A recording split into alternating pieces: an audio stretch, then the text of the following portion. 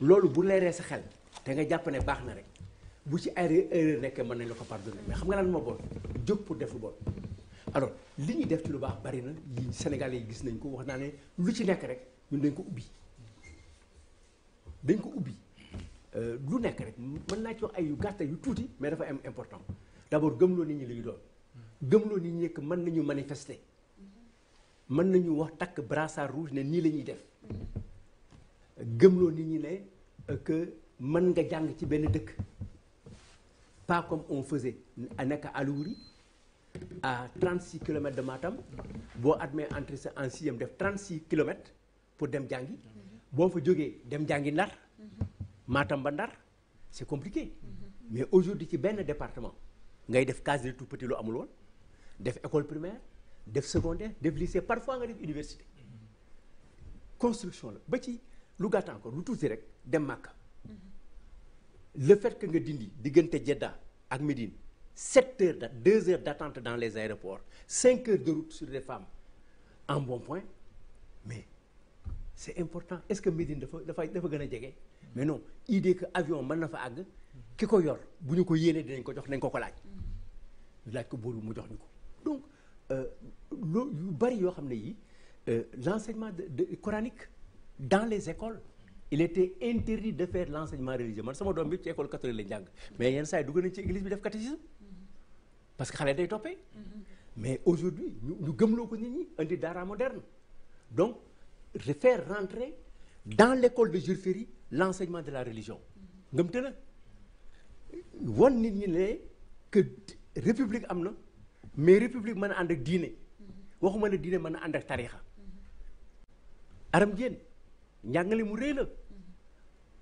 maa ngi julli ci maa ngi sant sama borom julli ci yonente bi sant suma sëriñ sëñ Babacar te république bi dañ ne nanguwul nga boole état ak religion kooku indi tarixa donc suñu noom ñu commencé nekk ay nit et aujourd'hui on va aller plus loin parce que il est démontré que aujourd'hui si nous voulons yi ñuy waxante yëpp mu dañ il faut mu am ñu am tuuti ngëm-ngëm ci yenn caractère wala yenn qualité yoo xam ne qualité diine la bañ a fen bañ a sos yéen sa morom jàmm parce que nag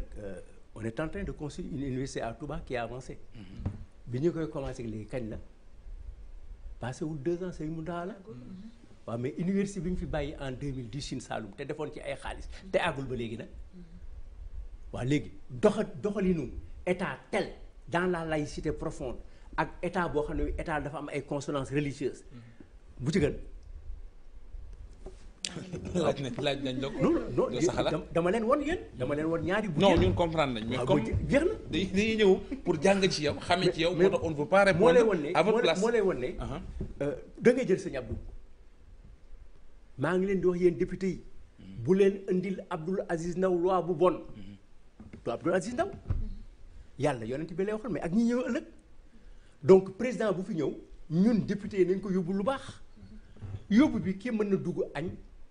yàpp kii dugg reer jën mën na nekk mais na nekk loo xam ne c'est comestible donc moo lay wane approche religieuse bi mënatuñu éloigné wu ba li problème yi am nii c'est parce que l'approche religieuse moo des bu fekkoon ne am na coow loo xam ne lu am ubbil sa code de la presse ñu ne yow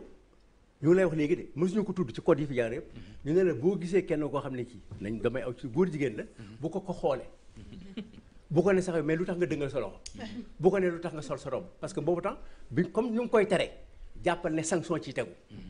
donc approche bi bu fekkoon ne ñu ko doon bind amoon nañu xalaatoon nañu li xew léegi ak coow li wante du ñu ko bind noonu wala boog ñoo ko tey